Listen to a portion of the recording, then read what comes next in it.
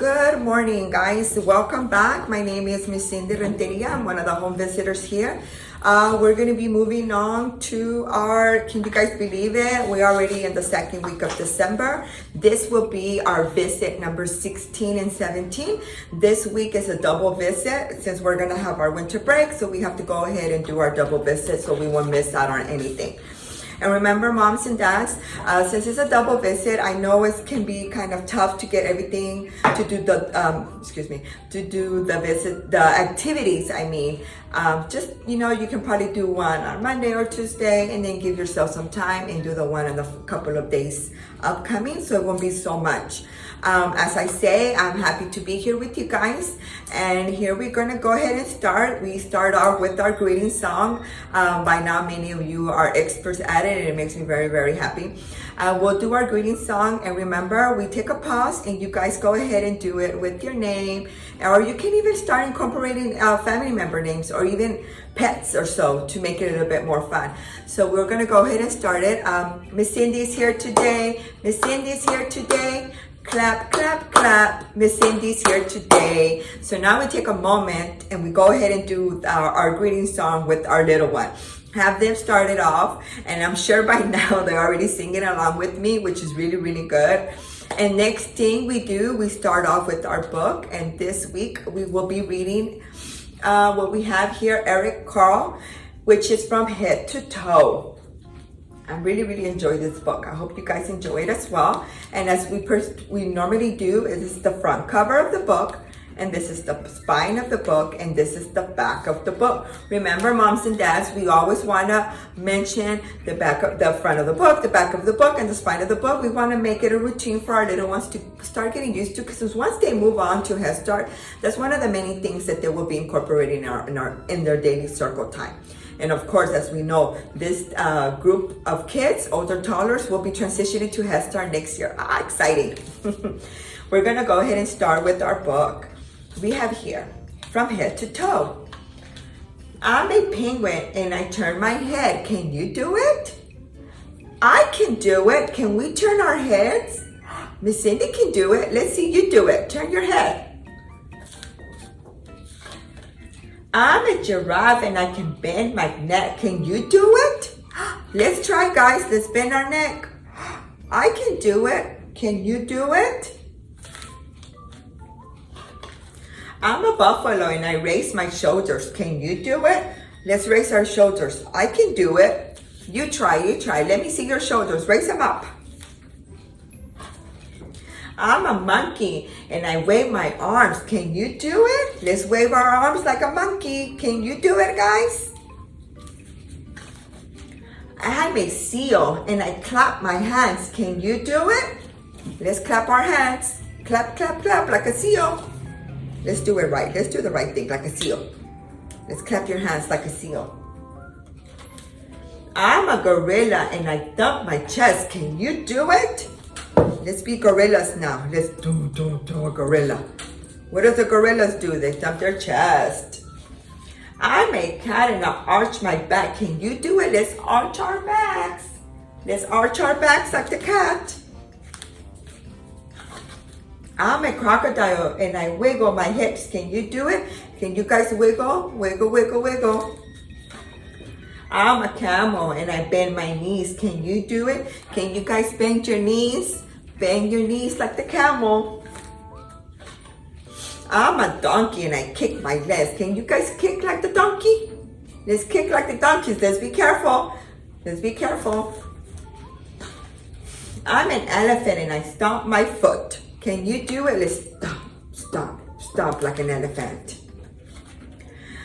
And I can wiggle my toe. Can you guys wiggle your toes? Let's see, wiggle, wiggle. The end. I hope you guys enjoy this story. And remember, moms and dads, we want to make story time a very fun time for our little ones.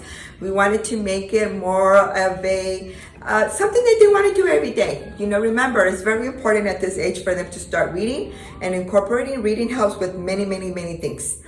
And the activity for this week, since we're going to be having two, I'm going to go ahead and discuss the first one first, and then we're going to go ahead and move on. One of the activities will be basket of balls, and this is what you have in your packet. which is baskets of balls, controlling actions, and matching. Who would think that something so simple as putting a ball in the basket will be controlling actions and even matching at the same time? Let's see what's in it for us. What's in it for us is motor. Your child is experimenting with how to use their muscles, how to control their face, and how to control their movements as they throw rolls, as they throw the ball, as they roll the ball. And the reason that it's his face, have you guys ever noticed that when you're focused on something, your face changes? Or when you're trying to make that basket, what do you start doing? You start squinting. Even if you don't need to, but you start squinting, trying to make that basket and try to make that ball in the basket. And cognitive. Your child is experimenting with filling and dumping laundry in the basket.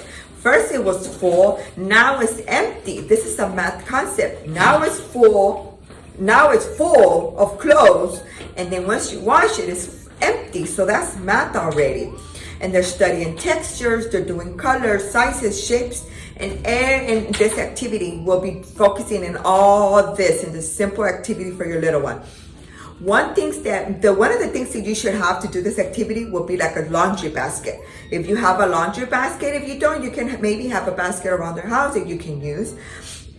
You can have balls, and if you don't have balls in your house, it could be a sock make into balls, or even a little small ball that you may have. It can be anything. And then you also can have here is homemade sock balls, paper balls, stuffed bags, anything that your child can use as a ball to try to make it in the basket. What you're gonna do, you're gonna observe how your son or daughter approaches the activity.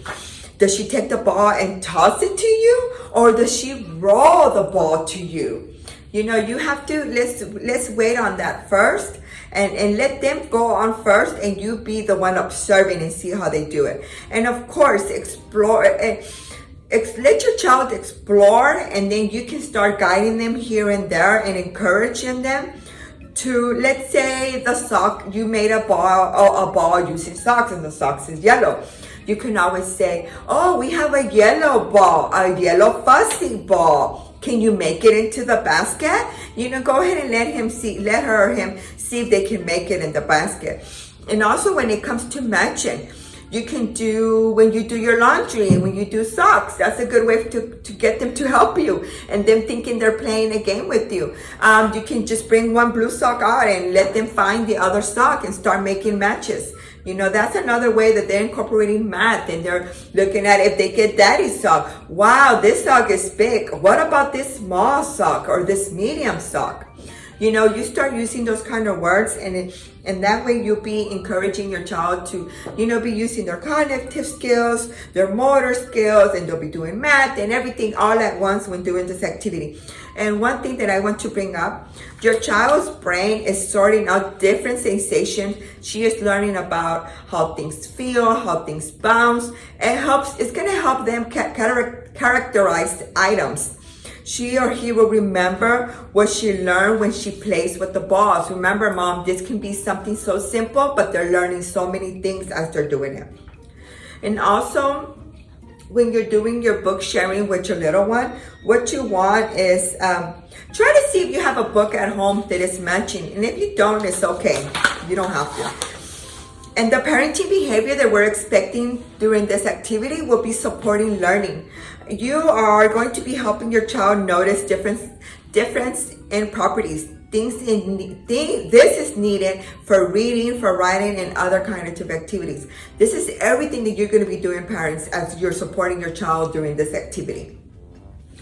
And then our second activity will be sticky fun, straining small muscles. Small muscles will be this right here. We already used our big muscles because remember, when we want to throw a ball, what do? We use our whole body. So now we're going to be using our small muscles. And in this one, what you can use, moms, You can have a piece of construction paper, or if you don't have a construction paper, you can always use any type of paper you may have at home, or even the cardboard boxes from when you purchase cereal. You know, the inside is always brown. You can use several different things to do this activity. What we're going to be doing is, if you guys have a glue stick at home, and you can use the weekly ads, you can use magazines, you can use stuff that when you go to the doctor or when you go to the store. Remember last week we were doing one of our books when it's like for grocery shopping, where you can still use that weekly ad and incorporate it as, you know, you can do, let's say, Cindy will give you guys this idea. We can do where it says, let's say, we can have 4 sections. We can put everything that's yellow, we can put everything that's blue, we can put everything that's green, everything that's orange. And you can let him put them where they belong. Just guide them through and let him or her put the glue on the little paper and let them do it. Or even if you go outside, you know, right now a lot of the leaves are falling down. You can even just use half of the paper, and then one side you put all the big leaves, and the other side you put all the small leaves. This just gives you an idea of what is it that you can do with this sticky fun activity and using your small motors. Your children are straining the small muscles in their fingers as they play with the sticky items and put scraps on contact paper. We don't have contact paper now, but this is another way you can do it, is by just gluing them on your paper. Cognitive. Your children are using creative thinking skills to use materials in many ways. Also, your children will get better controlling of their small muscles and nerves with their fingers and wrists covered. You know, just keep doing the activity as long as your child is interested, as long as they want to keep doing it. You know, sometimes kids can do an activity for 10, 15 minutes or even 5 minutes. And it's okay, Mom and Dad. We need to remember these are, you know, they're still older toddler, but it's a little rough to try to do everything at once. So if you see that they're not interested anymore, it's okay. Maybe you can try later in the day or tomorrow morning. You know, sometimes they can be hungry or they can be tired and they don't give it their all when they're doing the activity. As for us too, you know, sometimes we want to wait until we are, you know, have more time in our hands to start an activity with our little one. And then what's in it for you guys as mom and dad will be designing and guiding. You are providing interesting materials that motivate your children, curiosity while keeping them safe and setting limits. Another one, like they said here, continue learning is go on a nature walk outside. Put tape on a bracelet or a belt in your children. Stick it side up. Encourage them to collect safe items on their walk and stick them to their belt. When you get home, give your children containers to sort out. If you don't want to do it on their bed or on their hand, what you can do is the same way I explained. You can go out and collect several things at a nature walk. And right now, you know, it may be a little bit cold, but once the sun comes out, it feels good to be outside, and especially if you're moving and you're walking, and we all need that physical activity right now. It's best, and you can always just come back and put in a piece of paper, the big ones and the little ones. And the parent handout for our developmental center parenting is going to be child-proofing your home now that you have a toddler. It can be different as when they're infants, and now when they're growing up, you know, they're always trying to reach for things, and they're taller now, and they're more engaged, they're more interested on things around them. So child-proofing at this age can be pretty different as when they're infants. The danger of accidents at home increases as your child grows. Your toddler is bolder and more mobile, and he must start to learn to recognize dangers and protect himself. You can teach him ways to be safe. This one is pretty good. It gives you a home safety checklist. Let's go over some few of them. We're not going to go over all of them. Furniture and large toys placed away from walkways. You need to make sure that you have very open walkways for your little ones. Outlets are covered, you know, either with a heavy furniture or one of those little plastics on it. Electrical cords are out of reach. You know, we need to be very mindful. Right now, Especially many of you guys still have some of your kids at home virtual learning, and they can get a little bit antsy because it's not the same. You have one that has to be in class and you can't go outside like you would normally would, or you can go out to the adventure in the park because everybody has a different schedule and it can be tough. And that's when kids start to get antsy and start to want to look around and see what's next to do. Just be very mindful and be very careful, and just read this over it and make sure. Maybe you've done many of these things already, but it's good. And it gives you for windows and doors, it gives you for bathroom, floors and stairs, kitchen and laundry, garage, storage area. And like I always say, if you have a question, you can always talk to your home visitor about it. Also, we have one more. Toddlers need a TV guide, and the TV guide is going to be you, mom and dad. You guys are going to be the TV guide. By the time they are 2, most children have been watching TV for a while. Their lives are filled with all kinds of electronic screens, computer, video games, TV players, and their cars. Do children need TV? There is no evidence that your child gets any benefit from watching TV. She can often learn all the same things as playing in real experiences. What we want to do, moms and dads, we want our children to be more hands-on. I know it's nice to turn the TV on and for us to get things done, but it's important. We don't want our children spending a lot of time in front of the TV. We do want them to, use all their skills, their motor, their cognitive, their language. We want that. You need to just, think back when your little one is sitting down watching TV for an hour. He's sitting down doing nothing. He's not talking, he's not using his language, he's not using his small motor skills, he's not using his cognitive skills. We need to be very mindful of how much TV our children can be watching. And of course, less TV time is way better. But like it says here, mom and dad, toddlers need a TV guide, and that's going to be you. Just take time to watch your child and reflect. What are some ways you can make your home friendlier and not with non-media activities?